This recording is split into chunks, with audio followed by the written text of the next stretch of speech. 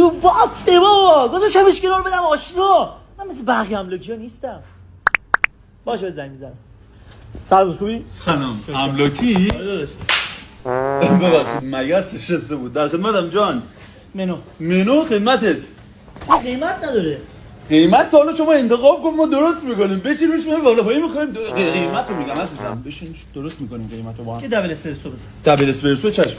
فقط اینکه داداش چقدر میخوای هزینه کنی؟ چه میدونم 40 تومن. 40 تومن؟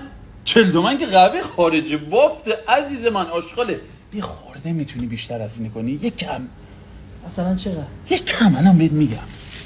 مورد اوکازیون 140 تومن. 140 تومن. 140 تومن مورد چه کاره؟ پول لازم نبودم این قیمت نمیدادم. نداری 10 ماه قسطی بده، قسط اولش هم خودم میدم. فکر کن زمین خالی بهت دادم.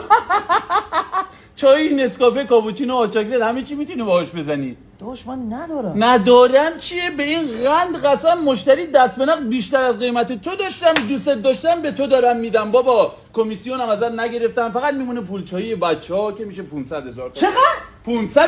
500,000 تومان بده من دیگه گدا گشنه.